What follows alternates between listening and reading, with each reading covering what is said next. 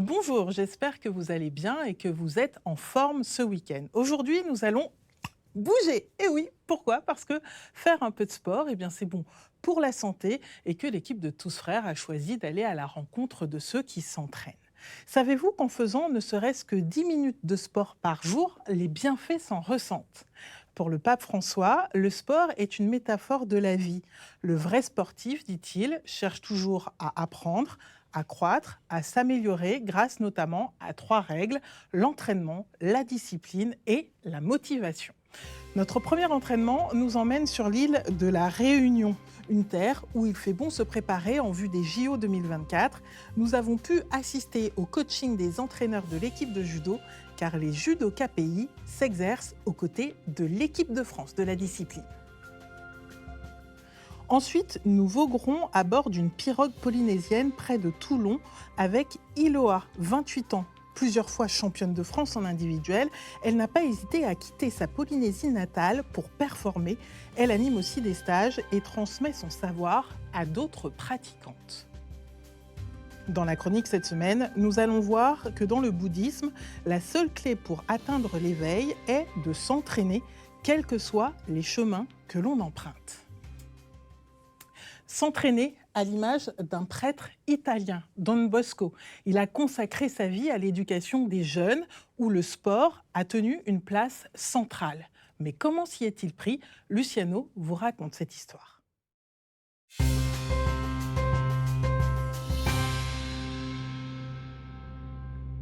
S'entraîner, comme dans la vie de Don Bosco. Remontons le fil du temps et allons à la découverte de 3 moments clés de la vie de ce saint homme qui a marqué la jeunesse. C'est le 16 août 1815 que naît en Italie Giovanni Bosco. Dès son plus jeune âge, il montre un intérêt et une aptitude particulière pour aider les autres. Influencé par sa mère, il s'entraîne à la charité en aidant les enfants pauvres de son quartier. En parallèle à cela, il joue au football et s'entraîne avec persévérance avec ses amis du quartier. Il n'est pas rare de le voir marcher comme un funambule sur une corde, ou encore grimper aux arbres pour visiter les nids. Bref, le sport fait partie de sa vie. À 26 ans, il est ordonné prêtre. Celui que l'on appelle maintenant Don Bosco découvre la misère des jeunes dans les faubourgs de Turin. Il se consacre à l'éducation des jeunes et fonde un oratoire dans le quartier de Valdocco, où il prend soin d'eux. Sa méthode innovante donne au sport une place centrale. Longues marches et courses dans la campagne, concours et jeux sportifs divers. Don Bosco et les jeunes, ensemble, s'entraînent plusieurs fois par semaine. Tous apprennent la persévérance, la maîtrise de soi et le travail d'équipe. En 1859, Don Bosco fonde la Société de Saint-François de Sales. Lui et ses compagnons salésiens s'entraînent à offrir aux jeunes une éducation complète, une éducation de tout l'être, corps, âme et esprit. Ils s'efforcent de former des jeunes bien équilibrés, prêts à entraîner avec eux d'autres jeunes dans le besoin. Don Bosco crée avec toute une équipe un environnement où chacun se sent aimé et accepté. Un environnement où entraînement rime avec épanouissement. Ainsi, Don Bosco est un véritable exemple d'éducateur. Il n'a pas cessé de pousser les jeunes à s'entraîner pour affronter la vie en étant des témoins de l'amour de Dieu pour le monde. Un entraînement qui nous concerne tous encore aujourd'hui. Et qui nous a rejoint au pas de course, c'est Aurélie. Bonjour Aurélie. Bonjour Muriel. Et je sais qu'on va encore vous faire plaisir ce matin. Pourquoi? Parce qu'on va mouiller le maillot du côté de l'île de la Réunion, plus précisément à Saint-Denis, le chef-lieu, et aussi dans un dojo, lieu privilégié des judokas. Exactement Muriel, on le sait, c'est cette année les Jeux Olympiques en France, à Paris. Nous avons eu la chance de poser nos caméras dans le dojo où l'équipe de France masculine de judo, regardez, s'entraîne dans le cadre de la préparation des JO. C'est une première à La Réunion. Eh bien, j'ai envie de dire bravo à l'équipe. Et qui avons-nous eu la chance de rencontrer. Alors, C'est un entraînement aussi. ceux sur qui on a mis les projecteurs, ce sont les entraîneurs, les préparateurs physiques, ceux qui ne vont pas remporter la médaille et pourtant ceux qui y sont pour beaucoup. Entraîner son physique et son mental, c'est ce que permettent Daniel Fernandez, Mathieu Dafreville, Natacha Bénard, d'anciens judokas devenus entraîneurs. Quels sont les enjeux de l'entraînement pour un sportif? Comment s'entraîne-t-on au plus haut niveau? Et qui seront peut-être nos prochains champions? Reportage d'Anna Bellissens et Sylvain Ducasse.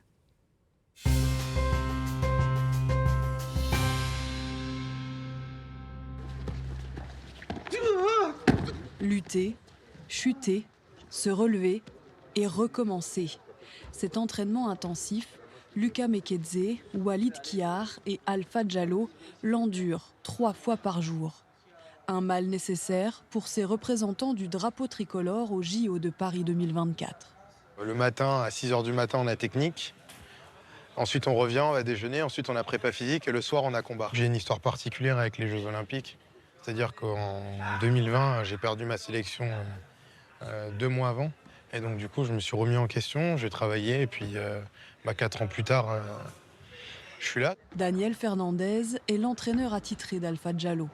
Depuis la déception des JO de Tokyo, ils tracent ensemble la route vers Paris 2024. La valeur, en tout cas, qui me semble totalement fondatrice entre un athlète et un entraîneur, c'est la confiance. Ça se construit, en fait. Il peut y avoir beaucoup de personnes qui gravitent autour de l'athlète, mais l'idée, c'est de ne pas s'éloigner de l'essentiel qui est la perf, pour le coup, la recherche de la perf.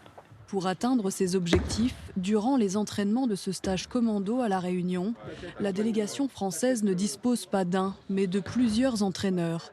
Un référent attitré, un responsable de l'équipe et des experts particulièrement vigilants sur les questions techniques. S'entraîner, c'est mettre en œuvre tous les éléments qui vont permettre d'accéder à la haute performance. Réfléchir en amont à ce qu'on va faire et essayer de les mettre en pratique le mieux possible. Il y a des stratégies qui se mettent en place. Un bon entraîneur, c'est quelqu'un qui va être capable d'avoir une très bonne compréhension de ses athlètes. Les coachs ne sont pas les seuls à jouer un rôle essentiel dans la réussite des athlètes. Dans ce sport à catégorie de poids, les blessures sont fréquentes.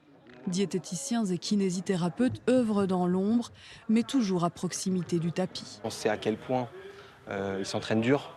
On les voit souffrir, que ce soit sur le tapis ou en séance de préparation physique, en musculation, en cardio. On pense que le kiné, il vient juste pour masser et tout. Non, il a un vrai rôle psychologique et d'accompagnement. Et c'est un peu nos confidents. Comme le corps, l'esprit est au cœur des enjeux. Pour affûter le mental des athlètes, la venue d'un invité de prestige. L'icône du handball tricolore, Jackson Richardson, est chef de mission de la délégation française pour les Jeux de Paris 2024. Le double champion du monde prend le temps de partager avec la nouvelle génération ses valeurs et son rapport conflictuel à l'entraînement. Ma problématique quand j'étais athlète, il fallait toujours me forcer. Moi, je détestais m'entraîner. Mais par la force des choses, le coach avait compris comment je fonctionnais. Je ne regrette pas aujourd'hui justement de leur faire des sacrifices, d'aller chercher cette force mentale, cette force physique pour pouvoir performer. En 10 jours de stage dans le dojo dionysien, les 14 athlètes de l'équipe de France sont servis en modèles inspirants. Souvent on se retrouve ici, on ne sait pas trop quoi faire, alors que là, je colle à moi. Champion de France de judo en individuel et par équipe, mais aussi 5e au JO de Pékin chez les moins de 90 kilos.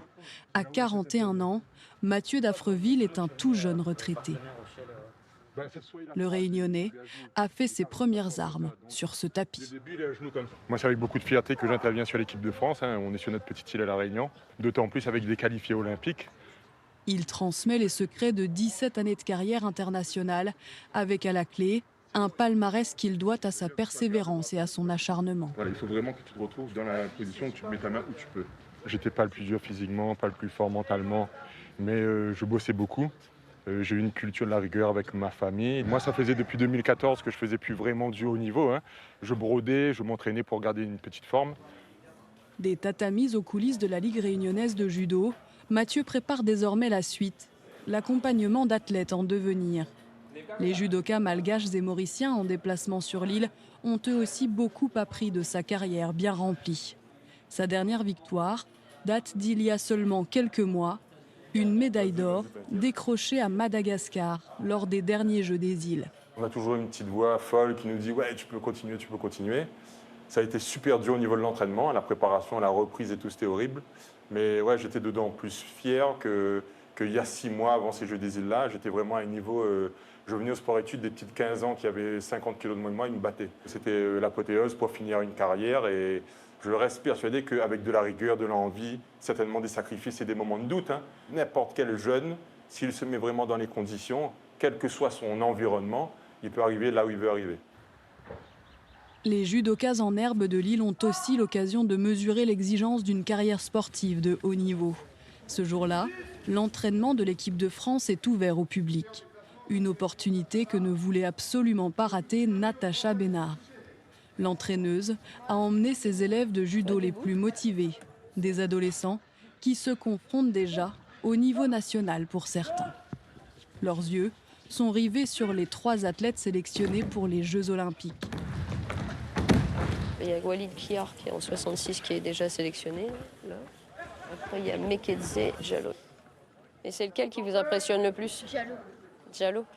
Cette ancienne judoka du Pôle France enseigne depuis 2006. La coach en profite pour livrer à ses élèves ses stratégies de combat. Moi, j'aimais beaucoup le sol. Je gagnais presque tous les combats au sol. Cet entraînement de l'équipe de France, une occasion inédite pour motiver ses élèves à s'entraîner dur. J'aimerais bien me qualifier pour les championnats de France cette année, pour aller décrocher un podium si possible. Parfois, elle me coach dans les compètes, une très bonne entraîneuse aussi. L'année dernière, j'ai fait championnat de France Espoir, où j'ai terminé vice-championne de France Espoir. Peut-être qu'après, dans leur tête, il y aura une graine qui se dira peut-être moi, pourquoi pas, je pourrais peut-être arriver en équipe de France. Pour réussir, il faut s'entraîner. S'entraîner jusqu'à toucher ses rêves du bout des doigts. Ce stage de l'équipe de France aura sans doute semé des graines sur le territoire réunionnais.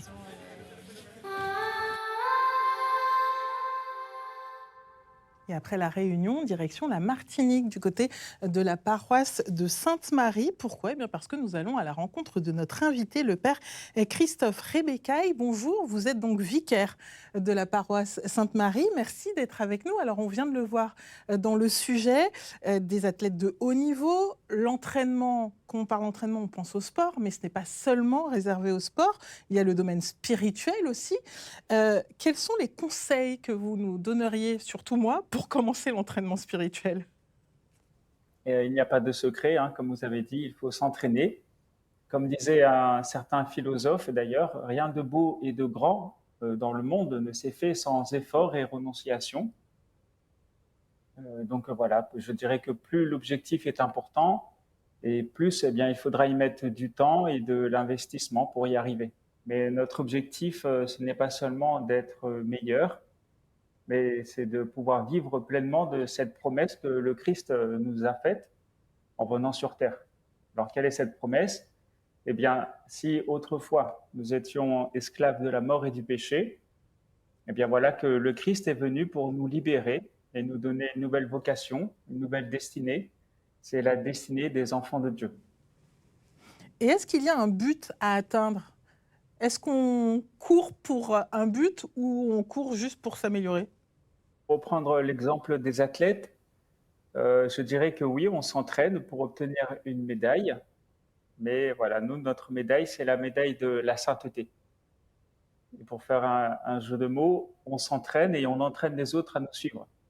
Parce qu'on n'est pas chrétien que pour nous-mêmes. Être chrétien, ce n'est pas être dans un club, mais c'est avant tout vivre et partager la bonne nouvelle. Là, on parle d'entraînement spirituel. Est-ce qu'on peut donner des exemples? Vous devez pratiquer cet entraînement quotidiennement, j'imagine. Alors, c'est quoi la prière du matin, l'oraison, la messe? En quoi ça consiste, s'entraîner spirituellement? Entraîner spirituellement, alors je ne sais pas si vous dit quelque chose, la phrase de Saint Paul qui disait que nous nous entraînons tous pour obtenir une couronne, mais qui, elle, ne fane pas. Et donc, nous devons nous entraîner régulièrement. L'entraînement, c'est tous les jours, le matin en se levant, avoir une pensée pour Dieu. Bien sûr, moi, dans mon cas, évidemment, je célèbre la messe chaque jour. Mais après, c'est dans chacune de nos actions, de nos pensées, bien qu'il faut tendre vers cette ligne d'arrivée, vers cet objectif. Peut-on considérer que chaque année, finalement, la liturgie nous rappelle que l'entraînement est nécessaire? Je pense par exemple aux 40 jours du carême. L'entraînement, c'est tous les jours, mais la liturgie de l'Église nous permet chaque année de nous entraîner tous ensemble. Pendant 40 jours, eh bien, on essaye vraiment de se remettre en question, en quelque sorte, ou en tout cas de se recentrer sur l'essentiel. On essaye vraiment de se détacher peut-être de toutes ces mauvaises habitudes qui nous ralentissent dans cette course vers la sainteté. Alors, tout à l'heure, dans le sujet, on voyait des entraîneurs, l'importance de ceux qui entourent justement les athlètes. Comment on peut trouver une personne, d'un point de vue spirituel, qui peut nous entraîner?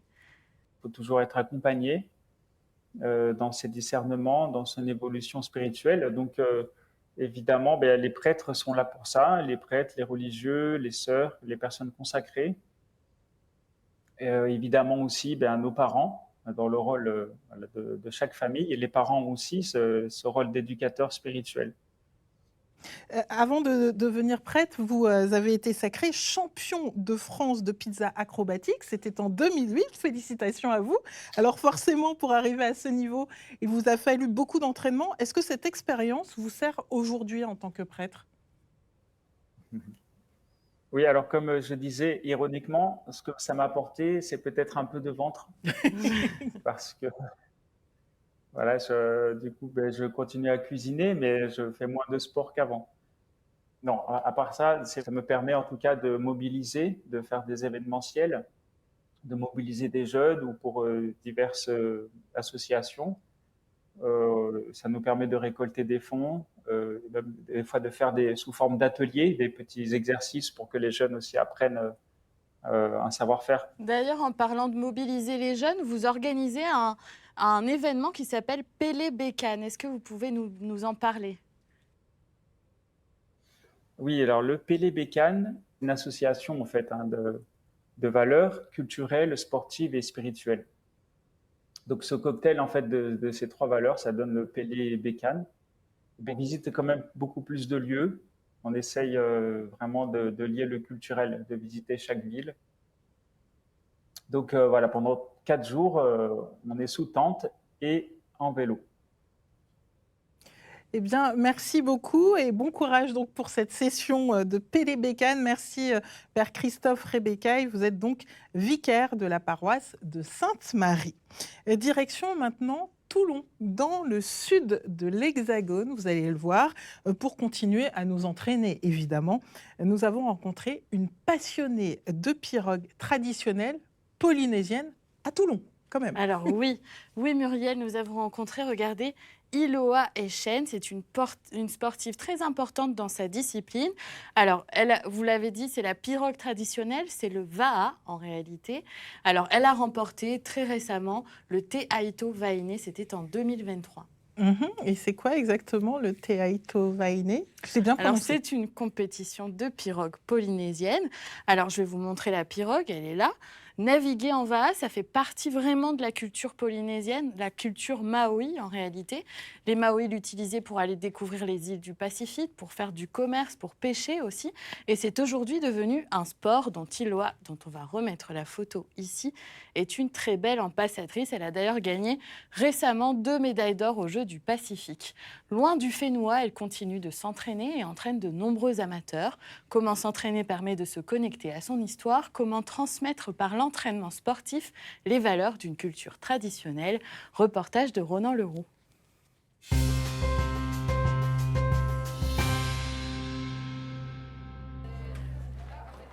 Ça va? Oui, très bien. Bonjour. Oh, j'ai trop plaisir.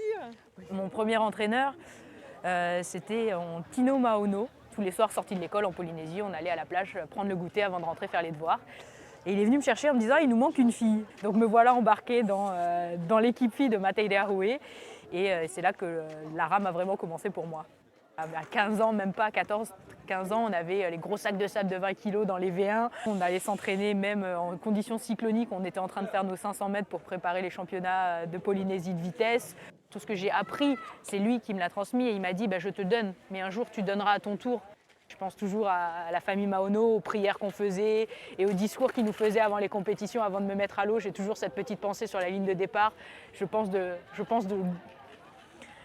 à tous ces moments qu'on avait passés et une petite pensée pour eux à chaque fois. Bon d'abord, bonjour tout le monde et puis ça fait plaisir de voir autant de filles. Le soleil, je pense qu'on va passer un bon week-end. Je ne me considère pas du tout comme une coach. J'ai plutôt envie de partager ce que je sais et d'être plutôt dans le partage plutôt que dans cette notion de coacher. Dans cette position, on va venir travailler pour pouvoir transmettre haut et bas. Donc ça sera quelque chose à tenir. Et vous allez voir que les lombaires bossent, les abdos bossent. Et on se dit, je la tiens pas si longtemps cette position, mine de rien. C'est ça qu'en fait j'adore dans ce type de rencontre, dans le fait de pouvoir entraîner et accompagner des filles, c'est être à la recherche de la perfection dans la technique, à la recherche de la sensation, dans la comparaison. Puis de voir des filles qui, grâce à ce sport, en fait, réussissent à s'émanciper, à prendre confiance en elles. Enfin, il y a tout un biais social. C'est pas qu'un sport, c'est aussi un exutoire, c'est aussi notre petit monde à nous. Et c'est vrai que c'est ça qui est sympa au final. Allez, je vais chercher profond, toute la rame dans l'eau et même la main dans l'eau devant, avec ce grippo. Dans les anciens temps, les Polynésiens partaient pour faire des grandes traversées d'île en île. Ils ne savaient pas s'ils allaient arriver. Donc en fait, il y avait une prière, il y avait tout un rituel avant de la mise à l'eau de la pirogue. Donc on a gardé ça dans le sport actuel en Polynésie. Avant chaque départ de course, il y a une prière qui est faite au micro de l'organisation. Donc c'est prendre le temps de se dire qu'on est petit face à l'océan et qu'on demande la clémence et qu'on se remémore toutes ces personnes qui ont été sur l'eau et qui ont traversé d'une île à une autre, qui l'ont fait avant nous. Donc on leur demande leur force, on leur demande leur protection. On a un beau projet club, on descend pour la Vodafone à quasiment 4 équipes, 2 équipes femmes, 2 équipes hommes, avec le club de Médoc. Et il y aura, comme par hasard, la course V1 Teaito. Donc on va pouvoir participer. Donc moi je participerai en individuel, mais je vais pouvoir faire participer des rameurs du club, de mon club français, au Teaito cette année. Le Teaito va être la course de référence en V1.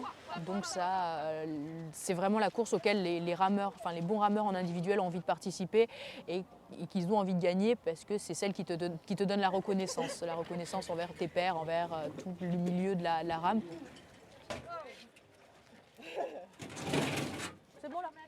Après, tu mets Se consacrer et penser qu'à la compétition, c'est oublier toute cette partie autour qui, en final, c'est ce qu'il y a de plus beau, c'est pouvoir partager, ramer.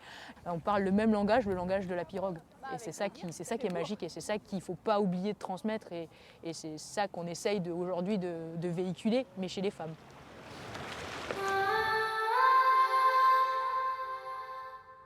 Dans la chronique cette semaine, vous allez nous expliquer, Aurélie, quelle est la place de l'entraînement dans la vie d'un bouddhiste ? Alors déjà, on peut dire que toute la vie d'un bouddhiste est tendue vers l'éveil. Ça, on le sait. Eh bien, pour l'atteindre, il faut s'entraîner en permanence. Dans les suttas, les récits qui rapportent les paroles de Bouddha et de ses disciples, Bouddha prononce cette phrase « Ainsi, moine, vous devriez vous entraîner par la réflexion constante ». Eh bien, ça vaut pour tous les bouddhistes. C'est bien un entraînement de tous les instants qui est demandé par Bouddha lui-même. Et comment les bouddhistes l'appliquent-ils au quotidien ? Alors, premier entraînement à observer déjà, le contournement de notre instinct. Regardez, on a une petite illustration un peu schématique. On pourrait opposer ici le cœur, donc l'émotion, au cerveau, donc à la réflexion. C'est la notion de bhavana qui signifie la culture du mental. Ça peut passer par la méditation. Plus on s'entraîne, plus on est dans un état de sérénité constant. Et ça vaut aussi dans notre comportement. Exemple, quelqu'un nous dit quelque chose de méprisant. Muriel, il ne faut pas réagir comme ça, en boudant ou en se mettant en colère. Le bouddhiste doit s'entraîner à s'ouvrir davantage et à considérer les sentiments de l'autre. Pour provoquer ces sentiments négatifs, l'autre est certainement en souffrance. C'est la première étape de l'entraînement, ne pas agir négativement envers autrui ou soi-même, quelles que soient les circonstances. Alors, je vais vous le dire comme ça, il faut quand même une sacrée dose de sagesse. Tout à fait. Et d'ailleurs, l'entraînement doit être quotidien. Vraiment, c'est une notion qui est très, très importante. Et en plus, l'étape d'après, c'est de transformer le négatif en positif. Donc, il ne faut pas doit devenir il faut. Par exemple, il ne faut pas voler doit devenir il faut être généreux. C'est quand même un exercice de l'esprit, on n'est pas habitué à ça, mais ça veut dire que son propre éveil va profiter à tout le monde. Tout à fait. Et d'ailleurs, le bouddhisme, c'est ça, ce n'est pas une méditation solitaire. Il faut être en contact avec l'autre. Bouddha lui-même le dit, vivre des expériences avec les autres, c'est une mise à l'épreuve nécessaire pour atteindre l'éveil. Le stade ultime de cette progression, c'est d'arriver à sacrifier tout son intérêt à celui d'autrui. À cet instant, la méditation elle-même n'est plus nécessaire, on est au niveau supérieur. Enfin, pour les bouddhistes, l'éveil ne peut être atteint que si toute l'humanité y parvient aussi. Il faut donc s'évertuer en plus à entraîner les autres humains. Il y a du boulot. Pardon. En résumé, dans le bouddhisme, toute la vie humaine doit être dédiée à s'entraîner pour espérer atteindre l'éveil. L'éveil ultime, celui d'une conscience libérée, qui ne peut être atteint que si l'on aide les autres à s'entraîner également.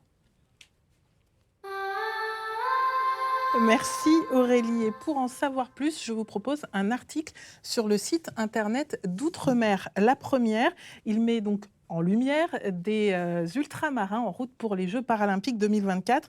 Si certains sont déjà qualifiés, comme pour les épreuves de paranatation ou de parajudo par exemple, eh bien d'autres doivent encore décrocher leur ticket d'entrée paralympique. Et puis, dans l'une de ces émissions, Le Jour du Seigneur vous questionne: le sport de haut niveau peut-il encore défendre des valeurs? Eh bien, j'ai envie de vous dire oui. Pourquoi? Parce que pour y répondre, l'équipe est allée à la rencontre du skipper Tanguy Le Turquet, engagé avec l'association Lazare.